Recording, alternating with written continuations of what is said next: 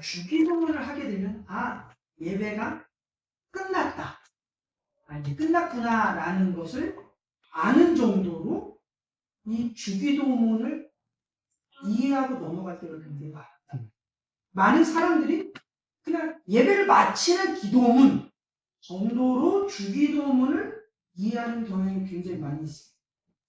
옛날에 재밌는 게 뭐냐면 천주교 사제들은 주기도문을 누가 가르쳐줬는지 몰랐어요. 왜냐면 라틴어로 하다 보니까 예수님께서 제자들에게 가르쳤던 기도문이라고 알지 못했어요. 상당수의 아주 많은 사제들은 그냥 천주교에서 만든 많은 기도문 중에 마리아의 기도문, 누구의 기도문처럼 그냥 그런 기도문 정도로만 알고 있었어요. 그만큼 이 주기도문에 대해서 무관심했었어요. 지난 시간에서 말씀드렸듯이 우리의 신앙을 계속해서 지켜나가고 유지하기 위해서 우리의 신앙의 선배들은 신앙 고백서라는 것을 우리에게 남겼어요. 웨스터민스터 신앙 고백서, 하이델베르그 신앙 고백서, 제네바 신앙 고백서, 벨직 신경 아주 많은 신앙 고백서가 있는데 그 대부분의 신앙 고백서는 딱 3가지로 이루어져 있어요. 사도신경, 십계명. 그러니까 신구약 성경 이 66권 전체를 이렇게 모아서 깔때기에 모아서 짜요. 쥐어짜요. 이 성경을 다 짜면 뭐만 남냐? 에키스는 뭐냐? 주기도문. 에키스. 그런데 주기도문은 크게 2가지로 나뉜다고 그랬죠. 하나님 사랑, 이웃 사랑으로 2가지로 나누게 되어 있습니다. 하나님 사랑에 대한 청원의 기도문, 이웃 사랑을 위한 청원의 기도문으로 나눌 수 있느냐? 그러면 하나님 사랑을 위한 이 실천을 하기 위해서 그 힘을 하나님으로부터 공급받는다라고 우리가 고백한다면 우리는 주기도문의 첫 번째, 2번째, 3번째 청원에 대한 기도를 빠짐없이 해야 된다. 내가 하나님을 사랑하고 싶어요. 원해요. 하나님 사랑을 하고 싶고 그걸 실천하고 싶은 힘을 공급받기 위해서는 주기도문의 첫 번째, 2번째, 3번째 청원을 우리는 해야 된다는 거예요. 그 고백을 해야지만 힘을 얻을 수 있다는 거예요. 사도신경과 마찬가지로 주기도문도 우리는 아무 생각 없이 그냥 할 때가 굉장히 많았다. 사도신경의 내용 하나하나가 어떤 믿음의 고백이고 어떤 내용이 우리에게 담겨져 있는 고백이었는지를 우리는 모르고 그렇게 고백해 왔는데 그 하나하나가 역사적 사실, 실존적인 것과 그 모든 것들이 그 세세한 고백 안에 담겨져 있다는 것을 알고 고백하는 것과 모르고 고백하는 것 차원이 다르다라고 말씀드렸잖아요. 주기도문도 마찬가지입니다. 우리가 정말로 이웃을 정확하게 사랑하고 바르게 실천하기를 원한다면 우리는 이제 주기도문의 4번째, 5번째, 6번째 청원을 바르게 이해해야 돼요. 바르게 이해하는 것을 기초로 해서 우리는 기도했을 때 우리는 이웃사랑을 온전히 실천할 수 있게 되는 힘을 얻게 된다는 주기도문은 예수님께서 친히 우리에게 가르쳐 주신 기도죠.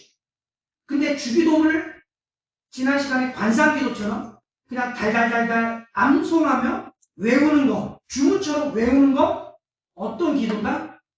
이방인의 기도. 그래서 그런 이방인의 기도처럼 하기 위해서 주님이 주신 기도문이 아니다라고 말씀드렸어요. 주기도문을 철저하게 이해하고 그 주기도문이 이해하는 그 정신, 그 예수 그리스도께서 우리에게 이 기도문을 주신 정신을 가지고 묵상하고 기도할 때 우린 가장 응답되어지는, 상달되어지는 기도에 참여할 수 있게 된다. 근데 오늘날 주기도문의 가치를 제대로 이해하면서 그것을 가지고 기도를 하는 사람들이 별로 없어요. 주기도문을 근거로 해서 이해하면서 기도하는 사람은 별로 없습니다. 주기도문의 중요성을 여러분들 염두에 두시면서 이제 우리가 응답받는 믿음에 대한, 응답받는 기도에 대해서 좀 더 명확하게 정리를 하고 가도록 하겠습니다. 주기도문의 첫 번째 초는 우리가 믿음으로 기도한다라고 하지만 대부분 사람들이 이게 기도의 응답인지 아닌지 잘 알지 못해요. 그러니까 응답이 뭔지를 잘 알지를 못해요. 그냥 우리는 내 기도와 똑같이 이루어진 게 응답이라고만 이해한단 말이에요. 여러분, 우리가 응답을 못 받는 기도, 그리고 기도의 효력이 안 나타나는 기도, 이거를 해야 될까요? 하지 말아야 돼요. 응답을 못 받는데 기도를 우리가 왜 할까요? 기도를 하는데 효력이 나타나지 않아요. 그럼 기도하는 의미가 없잖아요. 그렇지 않습니까? 마틴 루터가 우리를 이렇게 이야기하는 거예요. 여러분들이 참되게 기도하지 않는 건 시간 낭비다. 참되게 기도하지 않는 건 시간 낭비라는 의미가 뭐냐면 우리가 참되게 기도하지 않고 바리새인들처럼 이방인들처럼 기도하면 응답이 되지 않는다는 그런 기도는 의미가 없다는 거예요. 그런 기도는 신앙생활에 있어서 시간 낭비라는 거예요. 여러분, 짜장면을 먹고 배가 안 불러요. 그럼 뭐하러 짜장면을 먹어요? 배부르기 위해서 우리는 짜장면을 먹는 거잖아요. 우리가 기도를 한다라고 하는데 효력이 없으면 시간만 낭비하는 거예요. 여러분, 우리는 기도를 통해서 효력을 기대하셔야 돼요. 여러분, 기도를 통해서 여러분은 거기에 소망을 두셔야 돼요. 여러분, 기도를 통해서 여러분은 예수님과 좀 더 넘어지셔야 돼요. 예수님. 기도는 단순히 내 소원을 성취하는 게 아니에요.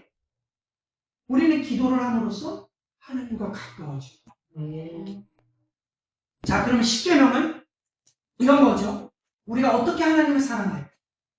우리가 어떻게 이웃을 사랑할까를 규정해 놓은 거라면 주기도문은 그러면 우리는 어떻게 하나님을 사랑하고 이웃을 사랑할 수 있는 힘을 공급받을 수 있는가를 규정하고 있는 기도문이에요.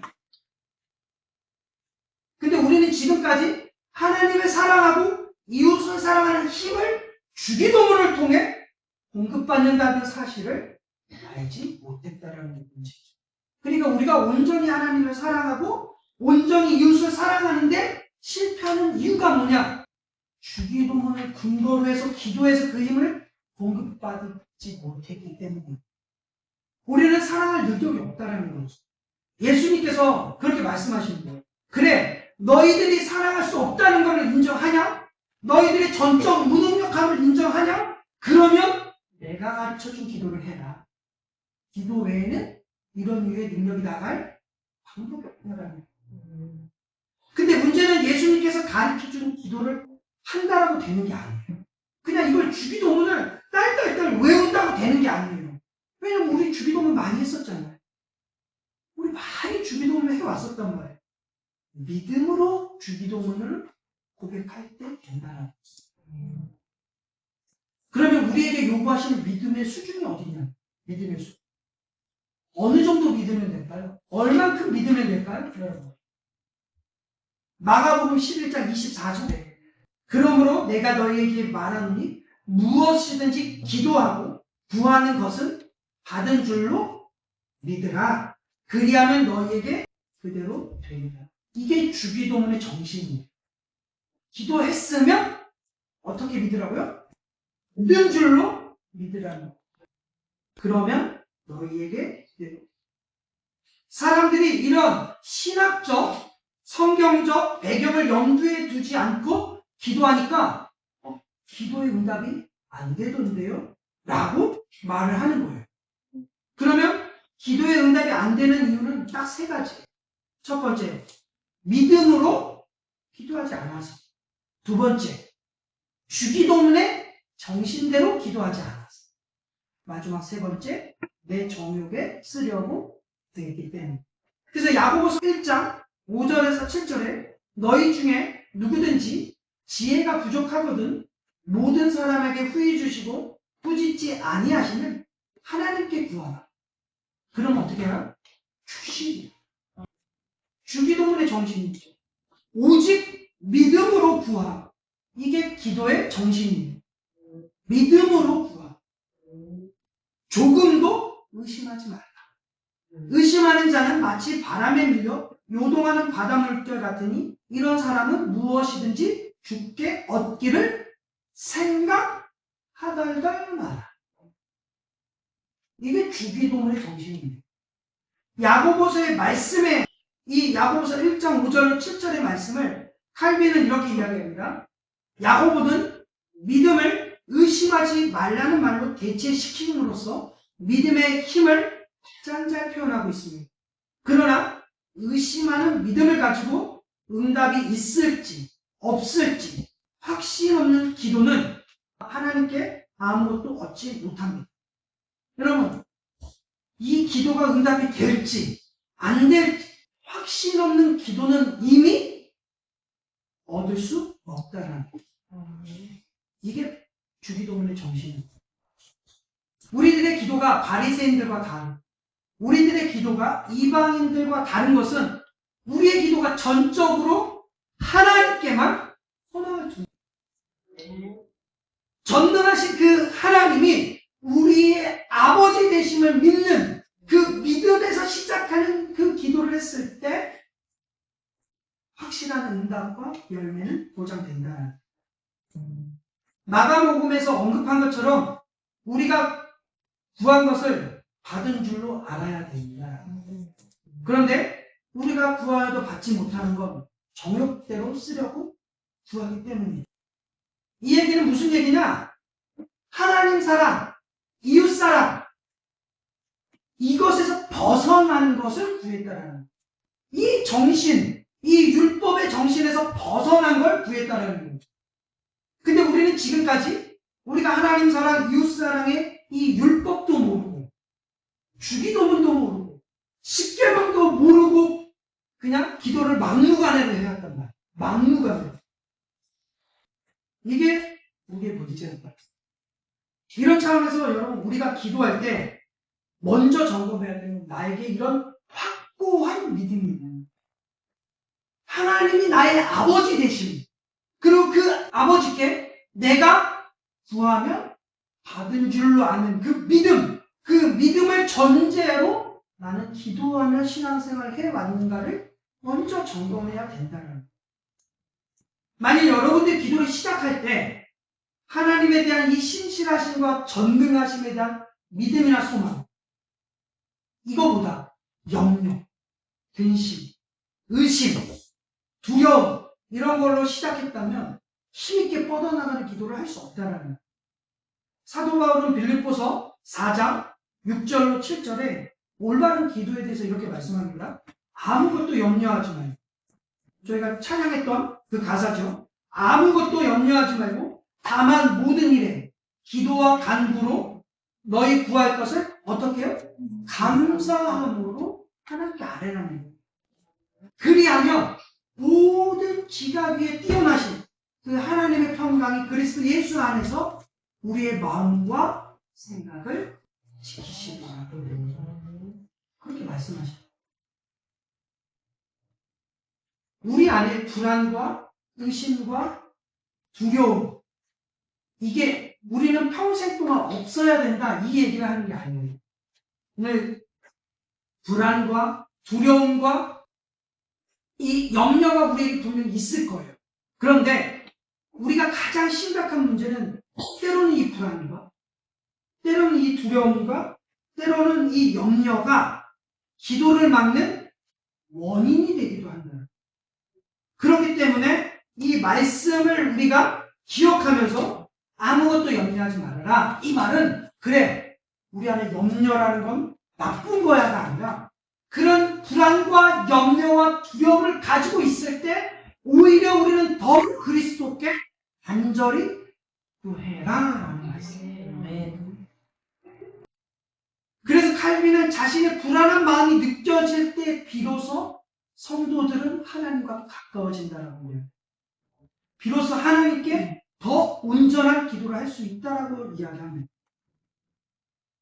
여러분, 우리 안에 불안과 염려와 두려움이 미칠 정도로 느껴질 때가 있어요.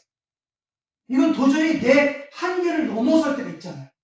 그래서 우리 안에 막 여러 가지 그런 심리적 장애들이 찾아오기도 하잖아요. 그런 극도의 불안을 느끼다가도 우리는 어떻게 해요? 약을 줘. 야곱처럼 그 두려움과 극도의 불안 가운데서 하나님의 선하심이 비춰지는 그 야곱이 그 두려움에 떨고 있을 때 하나님을 만난 것처럼 그 두려움 가운데서 우리는 기도로 나가서 어떻게 해요?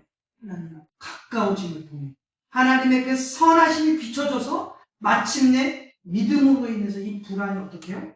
떨쳐버려요.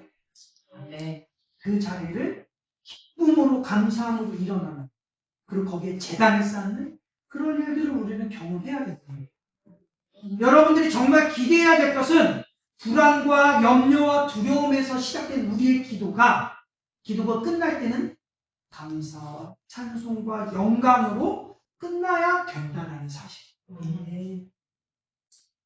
마가복음 9장에 귀신 들린 아들을 둔 이 아버지.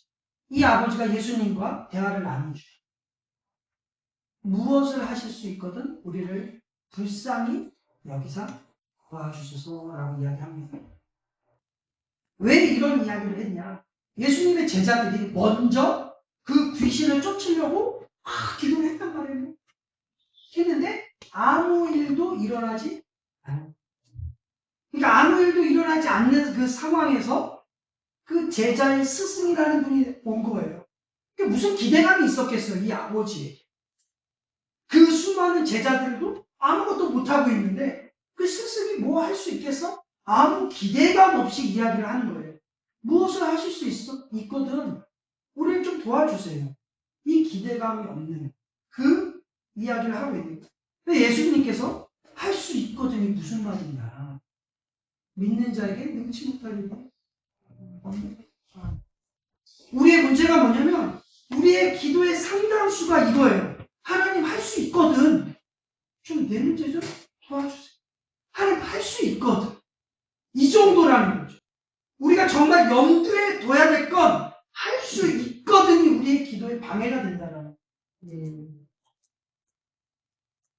그러니까 귀신들의 아들을 둔 이 아버지는 예수님의 그 꾸지람에 나의 믿음 없음을 도와주소서 라고 자신의 믿음 없음을 인정한다는 거예요.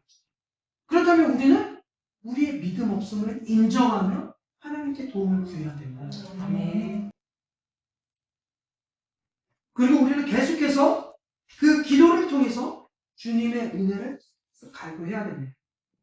우리는 오늘 주기도문의 첫 번째 청을 우리의 이름이 아니라 아버지의 이름이 거룩히 여김을 받으시오니. 예수님은 성도가 기도해야 될 가장 중요한 기도의 청원이 뭐냐? 바로 하나님 아버지의 이름이 거룩히 여김을 받는 것에 관심을 둬야 된다고 가르쳐주십니다.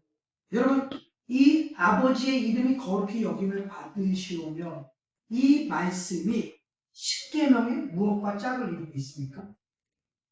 십계명 보시면 3계명 여호와의 이름을 망령되이 거치 말라와 짝을 이루는 거죠.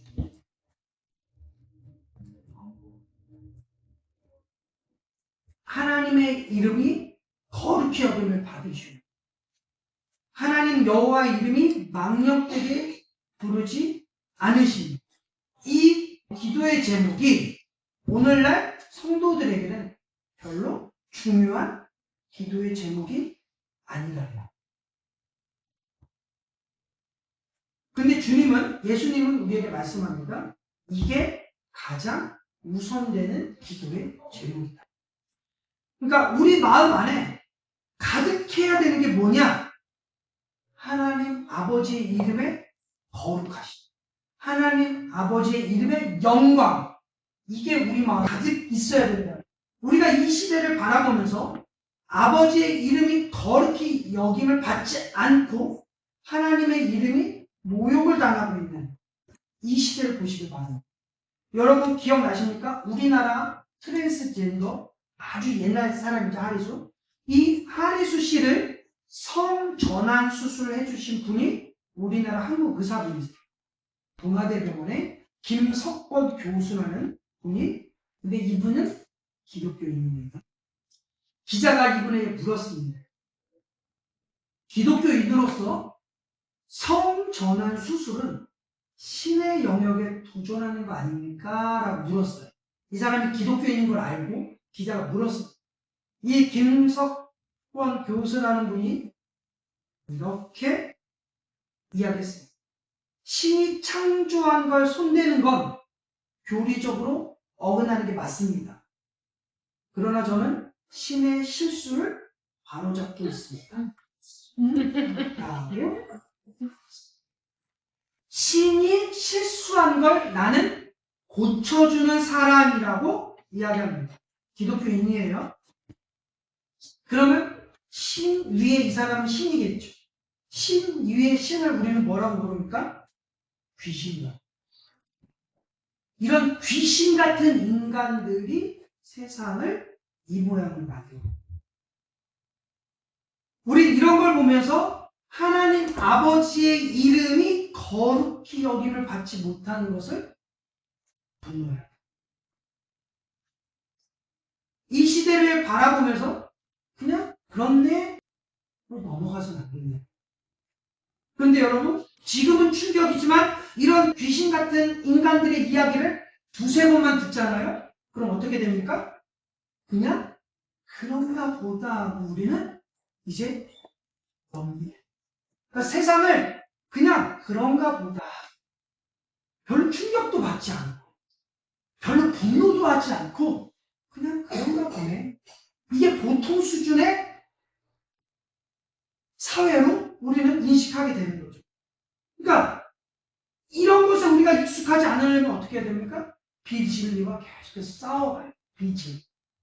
비진리와 싸우지 않으면 비진리, 이런 말도 안 되는 것들이, 말도 안 되는 이런 모습들이 그냥 보통인 것처럼 익숙해지면서 이제 어떻게 돼요? 이게 익숙해지니까 그냥 동성연애가 익숙한 거예요.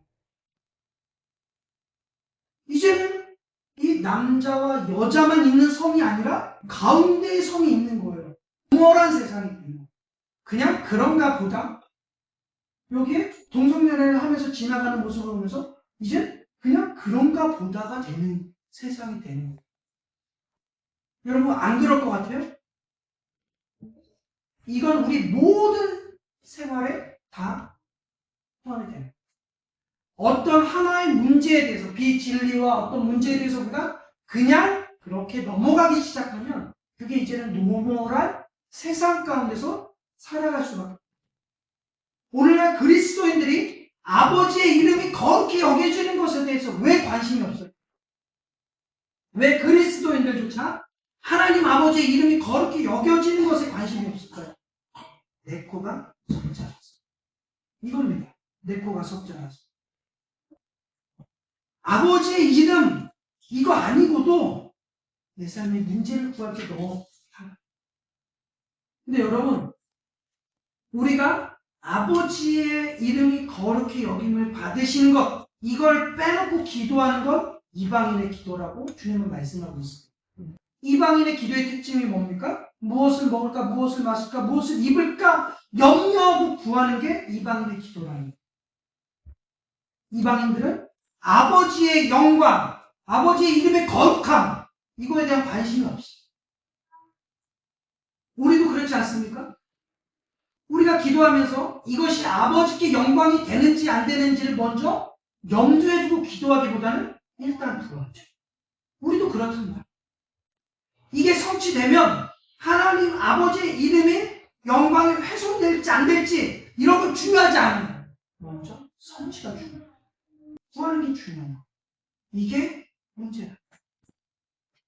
그럼 이 시대 가운데 아버지의 이름이 거룩히 여김을 받으시오며라는 이 기도가 현실과 동떨어지고 우리의 삶의 문제와 동떨어진 기도냐? 하나님의 영광을 위해서라면 우리의 신앙의 선배들은 그들의 명예도 그들의 이름도 다 드릴 준비가 되어 있을 거예요. 그들은 예배자였어요. 그리고 그들은 그렇게 살아가면서 어떻게 해요? 하나님으로부터 계속된 은혜를 공급받아야 했어요. 그러면서 그들은 하나님을 더 사랑하는 힘을 얻었고 이웃을 더 사랑하는 힘을 얻으며 살아왔어요. 만약 그들이 실패했다면 우리에게 이게 없었어요. 근데 그들은 실패하지 않았기 때문에 하나님의 그 이름이 거룩하심을 위해 살아왔고 그들의 삶이 실패의 삶이 아니라는 것이 오늘 우리에게 계속해서 입증됩니다. 근데 지금 한국교회는 희생하지 않으면서 하나님 아버지의 이름을 영화롭게 하길 원해요. 한국교회는 희생하지 않고 하나님의 이름을 영화롭게 하려고 합니다. 그러다 보니까 기도가 하나님께 상달이 되죠. 여러분, 십계명 첫 번째, 십계명의 첫 번째입니다. 너는 나 외에는 다른 신들을 내게 두지 말라. 너를 위하여 새긴 우상을 만들지 말라. 너는 내 하나님 여호와의 이름을 망령되게 부르지 말라. 이 3계명, 이 3계명을 딱 함축해 놓으면 뭔지 아십니까? 아버지의 이름을 거룩히 여깁니다. 이거예요. 첫 번째가 우리가 다른 신들을 내게 두지 말라. 하나님만 예배하라는 거죠. 하나님께만 영광을 돌리라는 거예요. 너를 위해 우상을 만들지 말라는 거예요. 하나님만 섬기라는 거죠. 여호와의 이름을 망령되게 부르지 말라. 이 1, 2, 3계명, 10계명의 1, 2, 3계명은 주기도문의 첫 번째 청원을 요약합니다. 여러분, 다윗이 골리앗 앞에 쓰기 전에 이스라엘 군사들을 보며 분노했습니다. 다윗이. 왜 분노했습니까? 나이가 자기보다 많고 군사 훈련을 받은 그 이스라엘 군사들이 골리앗 앞에 두려움을 떨고 있는 거예요. 그 앞에 그 어린 15세 소년이 분노한 거죠. 그리고 물맷돌을 들고 골리앗 앞에 서서 다윗이 뭐라고 말하냐? 이렇게 이야기합니다. 만군의 여호와의 이름, 곧 네가 모욕하는 이스라엘의 이름으로 다윗이 썼어. 다윗은 참을 수가 없었던 거죠. 그 큰 골리앗을 본 게 아니라 하나님 아버지의 이름이 거룩히 여김을 받지 못한 모욕을 당하고 있는 그것에 대해서 참을 수가 없는 거예요. 참을 수가 없어요. 그 참을 수 없는 그 분노를 가지고 골리앗 앞에 서서 하나님이 주시는 그 지혜와 힘으로 골리앗을 물맷돌로 죽입니다. 여러분, 오늘 이 사건, 이 다윗이 골리앗 앞에 서는 이 사건을 보면서 우리는 다윗의 자리에 서 있습니까? 아니면 그 모욕하고 있는, 하나님을 모욕하고 있는 그 소리를 들으면서 두려움에 떨고 있는 그 이스라엘 무리 중에 한 사람으로 우리가 서 있는 거예요. 우리는 이 시대 앞에 어떻게 서 있나요? 다윗의 자리에 서 있습니까? 아니면 이스라엘, 그 두려움에 떨고 있는 이스라엘 무리 중에 한 사람이나요? 여러분, 아버지의 이름, 하나님 아버지의 이름이 모욕을 당하는 것에 대해서 내가 어떻게 반응하느냐에 따라 신앙이 어떠한지가 규정이 되는 거, 결정이 되는 겁니다. 근데 너무 지나칠 정도로 한국 교회는 이게 결여돼 있어요. 이게 없어요. 여러분, 어느 교회는 할로윈 축제를 교회에서 하고 있습니다. 할로윈 축제도 교회의 절기처럼 받아들여요. 여러분, 기독교인 원장으로 있는 어떤 유치원이나 어린이집도 할로윈 데이를 하고 있어요. 기독교인. 그러면 이 기독교인 원장이 하고 있는 이 할로윈 데이와 기독교인 의사가 성전환 수술을 하는 것과 뭐가 다르냐는 거예요. 하나님 아버지의 이름이 거룩히 여김을 받지 못하고 모욕을 당하고 있는 건 똑같다라는 거예요. 두문을 줍니다. 우리는 그것과 어떻게 싸울 수 있을까 고민하고 그걸 위해 기도하라고 주님 주기도문을 주신 거예요.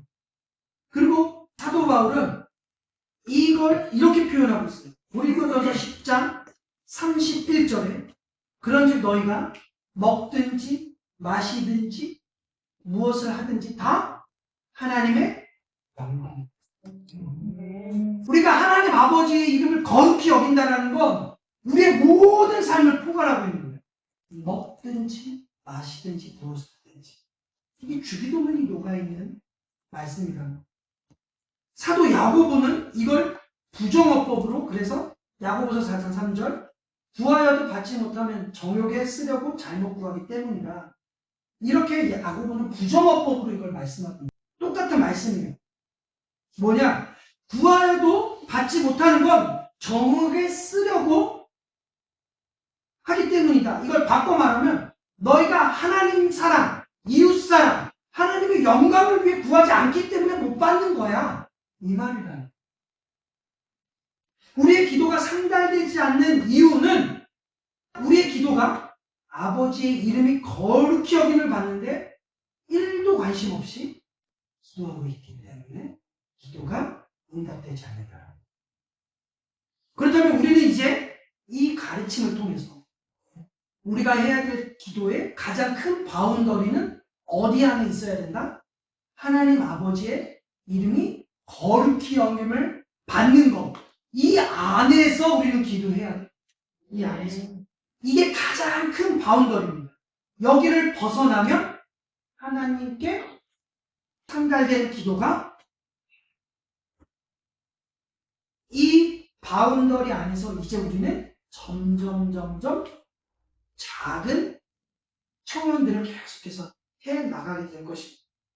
우리의 기도는 아버지의 이름이 영화롭게 되는 것을 기초로 해서 기도해야지만 그것이 온전한 기도가 될 수 있는 것입니다. 먹든지 마시든지 무엇을 하든지 하나님의 영광이 우리 삶 곳곳에 세포 하나하나에 스며들도록 우리는 그렇게 기도해요. 내가 하나를 먹어도 이것이 하나님께 영광이 되기 위해서. 그리고 우리가 무엇을 하더라도 그 하는 그 일 가운데 하나님의 영광이 익숙하게 스며들기를 원하면서 기도하며 무엇을 해야 되냐. 이제 우리는 이제 다음과 같은 질문을 던질 수 있습니다. 어떤 게 그러면 하나님의 이름을 높여드리는 기도가 될 수 있느냐? 어떤 게 그러면 하나님의 이름을 높여드릴 수 있는 기도가 될 수 있느냐? 여러분, 우리는 아무리 우리가 하나님의 이름을 거룩히 높여드리기를 원한다 할지라도, 그런 동기에서 기도한다 할지라도 우리는 불완전한 판단력과 부패한 심령 때문에 우리의 정욕을 만족시키기 위해 우리 자신을 속이면서 기도할 수 있다는 것을 아셔야 된다는. 하나님 영광을 위해서 제가 좋은 대학 갈 테니까 하나님 이 대학 붙여주세요. 이게 우리 익숙한 기도 방법입니다. 하나님의 영광을 위해서 제가 좋은 대학 갈 테니까 SD에 붙여주세요. 이렇게 우리는 속일 수 있다는 거예요. 우리 자신. 우리가 아버지의 영광을 위해서 순수한 기도를 할 수 있는 방법이 뭘까요? 성경은 이렇게 이야기합니다. 우리가 아버지의 영광을 위한 순수한 기도는 성령 안에서 기도하는 것 같아요. 그럼 성령 안에서 기도하는 것, 이게 굉장히 모호한 것 같아요. 어려운 것 같아요. 그런데 성령 안에서 기도하는 것이야말로 가장 구체적인 기도라는 것을 로마서 8장 26절에 이렇게 이야기하고 있습니다. 이와 같이 성령도 우리의 연약함을 도우시나니 우리의 연약함, 우리의 이 연약함에는 무엇이 포함되어 있냐면 마땅히 빌바를 알지 못하는 것. 이것도 우리의 연약함입니다. 그리고 또 무엇이 포함되어 있습니까? 우리의 교만함도 여기에 포함되어 있습니다. 우리의 거짓된 심령도 여기에 포함되어 있습니다. 아버지 뜻이라고 말하고 있지만 우리 스스로 속이고 구하고 있는 많은 것들도 여기에 포함되어 있습니다. 우리는 왜 성령의 탄식 안에서 기도해야만 되느냐? 왜 성경은 우리에게 성령 안에서 기도하도록 그토록 얘기하느냐? 고린도전서 2장 11절. 왜 성령 안에서 우리는 기도해야 되냐? 사람의 일을 사람의 속에 있는 영 외에 누가 아니? 이와 같이 하나님의 일도 하나님의 영 외에는 아무도 알지 못합니다. 하나님의 일, 하나님의 뜻, 누구만 알 수 있다고요? 하나님의 영만 알 수 있다. 성령만 알 수 있다는 거예요. 그래서 우리는 하나님께서 어떻게 당신의 이름이 거룩히 여김을 받을지 우리는 알지 못해요. 그렇기 때문에 성령님 안에서 기도해야지만 우리가 알 수 있는 거예요. 성령님을 아십니까? 그 성령님이 알게 하셨으니까, 알게 하셨기 때문에 우리는 그 다음에 순종하면 되는 거예요. 그러면 이제 또 하나의 의문이 들어요. 그럼 우리는 늘 하나님 아버지의 이름, 먼저 그 나라, 그 의를 구해야만 됩니까? 내 삶의 문제는. 내 삶의 문제는 그냥 뒷전으로 제껴둬야만 되고, 나는 종교적인 문제, 하나님의 영광의 문제만 늘 구해야만 됩니까? 라고 질문을 던질 수 있단 말이에요. 사실 여러분 그걸 아셔야 돼요. 내 삶에 일어나는, 우리 삶에 일어나는 모든 문제는 하나님 아버지의 이름과 항상 연관을 맺고 있다. 실제로 우리에게 일어나는 수많은 재앙, 수많은 어려움의 문제는 우리가 관계의 문제다, 환경의 문제다, 여건의 문제다, 무슨 문제다, 이렇게 다 문제를 나눠놨지만 사실은 하나님 아버지와의 문제라. 다 하나님과의 문제라는. 하나님의 아버지의 이름을 영화롭게 하지 않은 데서 일어난 문제라. 여러분, 이 열대야, 100몇 년 만에 일어나는 이 긴 열대야, 이게 환경의 문제라고 우리는 거론합니다. 그래서 환경의 문제이기 때문에 이제부터 우리는 나오는 이 온실가스와 이런 것을 줄이자 해서 전부 환경의 문제로 다 치부해요. 근데 이건 하나님과의 문제예요. 하나님께서는 세상을 창조하시고 우리에게 맡기시면서 우리에게 이 세상을 어떻게 해요? 경작하도록 맡기십니다. 경작. 그 경작이 뭐라고요? 예배. 하나님의 이름으로 돌려드리는 것. 지금 이 지구를, 이 세상을 우리가 하나님의 이름으로 온전히 돌려드리고 있습니까? 그분이 세상을 창조하셨던 그 아름다움의 모습이 지금 온전하게 유지되고 있습니까? 하나님의 관계에서 우리는 이미 어긋나 있는 거예요. 우리가 살고 있는 이 모든 것을 우리는 조목조목 관계의 문제, 환경의 문제, 어떤 문제로 다 나눠놨지만 사실은 전부 하나님과의 관계의 문제에서 하나님의 이름을 영화롭게 하지 않는 데서 생겨난 문제들이 내 삶에, 우리의 가정에, 우리의 직장에, 우리의 환경에 문제들로 벌어지고 있다는 대부분의 문제는 여기서 출발하는. 두 번째로 우리는 질문할 수 있는 게 있습니다. 우리 삶 속에서 일어나는 모든 일이 우리를 사랑하시는 하나님 아버지의 허락하심에서 일어납니다. 이것도 우리는 인정을 해야 돼요. 우리는 우리에게 일어나는 모든 문제에 대해서 감사함으로 하나님께 아뢰는 법을 배워요. 우리에게 일어나는 문제에 대해서 먼저 감사함으로 하나님께 아뢰는 법을 계속해서 배워나가야 됩니다. 그런 가운데서 하나님의 어떠하심을 배워요. 하나님의 성품을 배워야 되고 하나님의 속성을 배워야 되고 하나님의 어떠하심을 계속해서 배워야 가야 됩니다.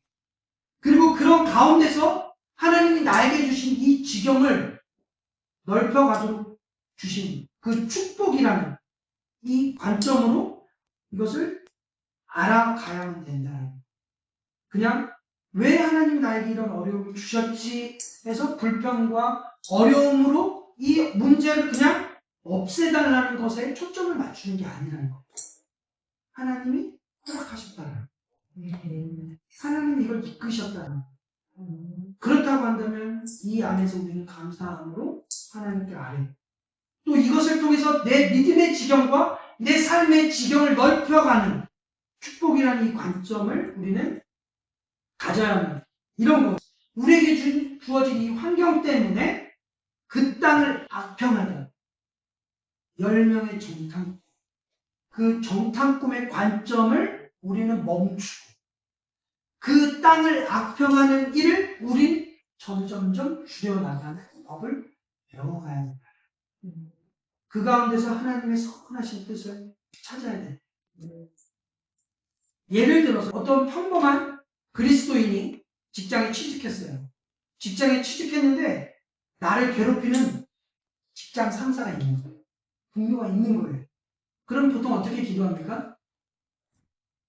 직장 상사를 옮겨주세요. 어떻게 해주세요. 이런 기도를 제일 먼저 하지 않습니까?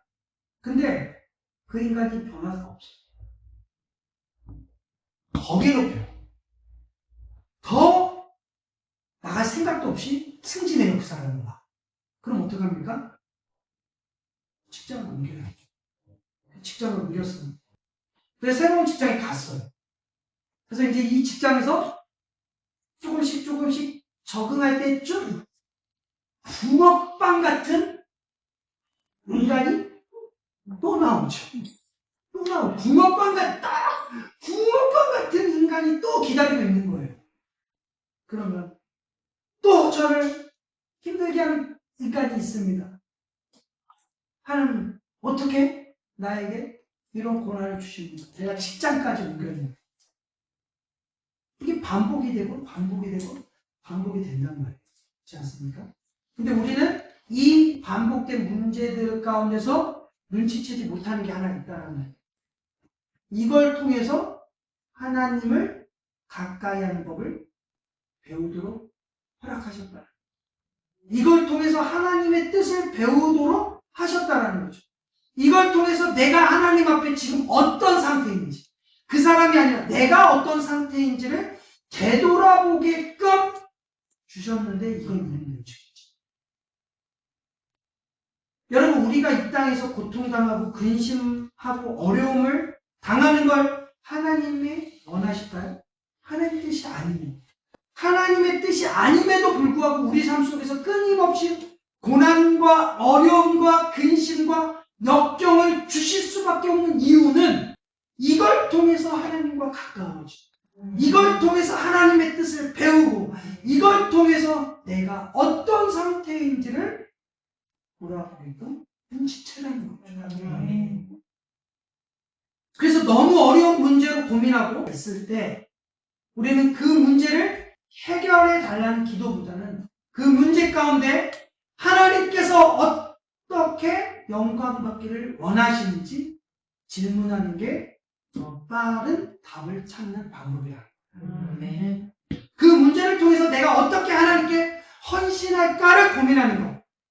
그리고 어두운 나의 눈을 열어주시사 내가 잘못된 길에 서 있진 않는지, 잘못 서 있는 부분은 무엇인지를 알려달라고 기도하는 게 더 빠른 답을 찾는 방법이야. 우리가 마지막으로 살펴볼 게 그 부분입니다. 우리가 이 세상에서 거룩한 전쟁을 수행하고 있지 않습니까? 하나님의 이름에 거룩한 전쟁을 수행하도록 우리는 부름받은 존재들입니다. 이걸 염두에 두고 우리는 이제 하나님 아버지의 이름이 거룩히 여김을 받는데 관심을 가져야 돼요. 자, 이제 우리는 거룩한 전쟁을 수행하도록 부름받은 존재들이에요. 그렇다고 한다면 우리가 아버지의 이름이 거룩히 여김을 받는데 관심을 갖잖아요. 그럼 우리에게 반드시 따라오는 게 있습니다. 어려움이라는 거예요. 여러분들은 분열을 경험하게 될 것입니다. 마태복음 10장 34절로 35절에 내가 세상에 화평을 주러 온 줄로 생각하지 말라. 화평이 아니오 검을 주러 왔노라. 내가 온 것은 사람이 그 아버지와 딸이 어머니와 며느리가 그 시어머니와 불화하게 하려 함이니라. 우리가 아버지의 이름이 거룩히 여김을 받기를 싫어하는 이 세상과 끊임없이 분쟁하며 분열하며 살아가게 될 거라는 거예요. 좋았던 관계조차 불화하게 될 거라는 거예요. 아버지와 아들이 좋았던 관계가 분열한다는 거예요. 딸과 어머니가 분열한다는 거예요. 불화한다는 거예요. 왜요? 하나님의 아버지의 이름이 거룩히 여김을 받게 하려. 많은 교회들은 그렇습니다. 아버지의 이름이 거룩히 여김을 받는 것과 관계없이 교회가 커지는 것에 관심을 갖고 있어요. 아버지의 이름이 거룩히 여김을 받는 것과 관계없이 많은 사람이 출석하기를 원합니다. 아버지의 이름이 거룩히 여김을 받는 것과 관계없이 성공과 출세와 행복에 오로지 관심을 갖고 있다는. 우리는 여기서 뺄게요. 우리는 아버지의 이름이 거룩히 여김을 받게 될 때 자동적으로 어떻게 해요? 이 모든 것이 더하여질 것을 믿어야 된다. 오늘 우리가 고백했던 것처럼 먼저 그 나라와 그 의를 구하라. 그리하면 이 모든 것을 더하리라고 고백했던 것처럼 우리는 아버지의 이름이 먼저여야만 한다는 것. 그리하면 이 모든 것을 더하여 주시라는 것을 믿어야 된다. 네. 그것이 바로 주기도문의 가르침이고 그 가르침이 마태복음 6장 33절. 그런즉 너희는 먼저 그 나라와 그 의를 구하라. 그리하면 이 모든 것을 너희에게 더하시리. 모든 것이 주기도문의 가르침이다. 이런 개념을 고린도전서에도 그대로 나와 있습니다. 사도 바울 당시 고린도 교회 성도들끼리 소송이 일어났어요. 고린도 교회 소송.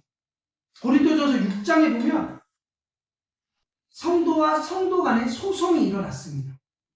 소송이 일어났을 때 우리는 먼저 어떻게 합니까? 일단 이겨야 되죠. 누가 옳은지 누가 잘못된지를 먼저 판단해서 이겨야 됩니다. 그런데 사도 바울은 성도와 성도 간의 소송이 일어났을 때 먼저 누가 이기느냐가 중요한 게 아니라 먼저 하나님 아버지의 영광이 우선시 되어야 됩니다. 너희들은 이거에 전혀 관심이 없다. 고린도전서에 이렇게 이야기합니다. 고린도전서 6장 1절입니다. 제가 좀 더 쉽게 풀이된 현대인의 성경으로 읽어드리겠습니다. 여러분 한번 보시면서 이해하시길 바랍니다. 고린도전서 6장 1절. 여러분 가운데 다툼이 생겼을 때 왜 성도들 앞에서 해결짓지 않고 세상 법정에 호소하십니까? 2절. 성도가 세상을 심판하게 된다는 것을 여러분 모르십니까? 온 세상을 심판하게 된 여러분이 그 정도 사건 하나 해결할 능력이 없습니다. 5절입니다. 고린도전서 6장 5절. 내가 여러분을 부끄럽게 하려고 말하는 것입니다. 여러분 가운데는 신자들 간의 문제를 해결해 줄 만한 지혜로운 사람 한 명 없습니까? 6절. 신자가 신자를 고소하여 그것을 믿지 않는 사람들 앞에서 꼭 재판을 받아야만 하겠습니까? 7절입니다. 여러분이 서로 소송하는 것은 성도로서 이미 실패했다는 것을 말해주는 것입니다. 차라리 여러분 손해보는 것을 택하십시오. 이렇게 사도 바울은 이야기하고 있습니다. 여러분, 성도가 서로 소송하는 건 이미 실패했다는 겁니다. 이미 하나님 아버지의 영광을 생각하지 않고 소송했다는 건 이미 실패했다는 거예요. 차라리 손해보는 것을 택하라. 사도 바울은 신자됨의 목표가 성공이 아니라 하나님 아버지의 이름에 거룩하시느라. 순교당하는 그 상황에서 풀무불에 들어가서 불에 타지 않는 것이 목적이 아니라 타든지 안 타든지 살든지 죽든지 아버지의 이름이 영광을 얻으면 된다는 거예요. 여러분, 하나님께서는 우리가 사자굴에 들어가서 살아남음으로써 영광을 받으실 수 있죠. 그런데 반대로 사자굴에 들어가서 때로는 물려 뜯겨 죽음으로써 하나님은 영광을 받으실 수 있다는 거예요. 근데 우리는 두 번째는 생각하지 않는다. 예수님께서 하셨던 기도가 그 기도였습니다. 내 뜻대로 마옵시고 당신의 뜻대로.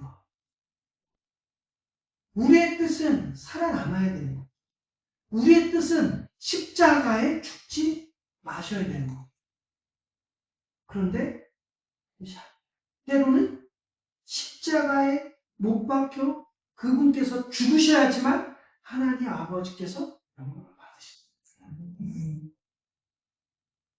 우리는 오늘 하나님의 이름이 거룩히 여김을 받으시오며 이 초원을 묵상하면서 여러분 무엇을 깨닫게 됩니까? 우리의 기도가 굉장히 자기 중심적인 기도입니다. 이 자기 중심적인 기도에서 우리는 이제 탈피해서 전적으로 하나님의 이름이 높임 받는데 우리의 기도가 속속들이 녹아들어요. 이 하나님의 이름이 거룩히 여김을 받으시오며 이 바운더리 안에서 우리가 기도하는 법을 배워야 된다는 것. 이렇게 우리는 이제 기도하면 기도할수록 우리의 기도는 성숙되어져 가요.